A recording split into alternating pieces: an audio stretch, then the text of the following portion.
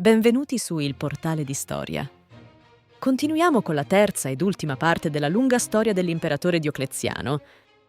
Se Augusto si presentava come il primo tra pari, Diocleziano fa l'esatto opposto. Il suo modello di imperatore non è un cittadino tra gli altri, ma una figura sacra, intoccabile, divina.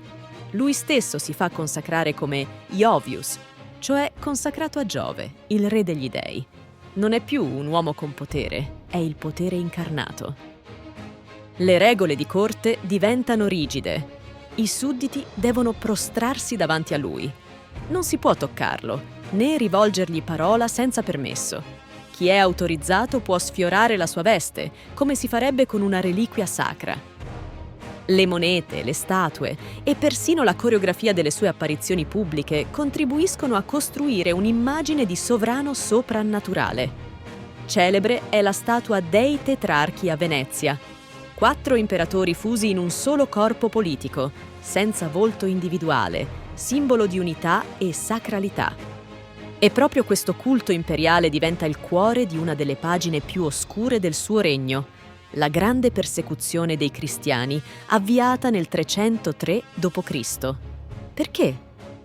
I romani erano notoriamente tolleranti in materia religiosa, purché si rispettasse la Pax Deorum, l'equilibrio tra uomini e dei. Ma i cristiani rifiutavano di adorare il genio dell'imperatore e gli dei romani, proclamando un solo Dio.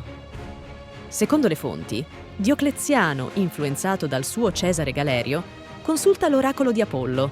La risposta è inquietante. Non posso parlare per colpa degli empi. Gli empi vengono identificati nei cristiani. Da qui l'inizio della repressione. Chiese distrutte, testi sacri bruciati.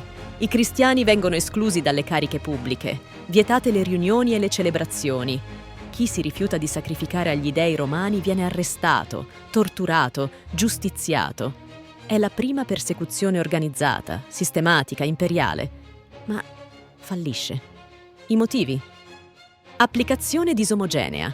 Costanzo Cloro, in Occidente, si rifiuta di applicarla rigidamente. Altri imperatori la interpretano a modo loro. Il martirio viene visto dai cristiani come la massima forma di fede. I cristiani non si spezzano, si rafforzano. Molti cittadini romani non vedono i cristiani come una minaccia e li aiutano, li nascondono. Paradossalmente, la persecuzione unisce ancora di più la comunità cristiana e rafforza la sua identità. Nel 305 d.C. accade qualcosa di mai visto prima nella storia di Roma. Diocleziano abbandona volontariamente il potere. Dopo aver festeggiato i 20 anni di regno, deluso dall'accoglienza fredda ricevuta a Roma e provato da gravi problemi di salute, rinuncia alla porpora. Il luogo scelto? La stessa collina nei pressi di Nicomedia dove 21 anni prima era stato proclamato imperatore dai suoi soldati. Un cerchio che si chiude. Assieme a lui abdica anche Massimiano. I 2 Cesari, Galerio e Costanzo, diventano Augusti, secondo il piano della tetrarchia. Diocleziano si ritira a Spalato, nell'attuale Croazia, nel palazzo che si era fatto costruire anni prima. Un luogo magnifico, metà fortezza, metà villa imperiale.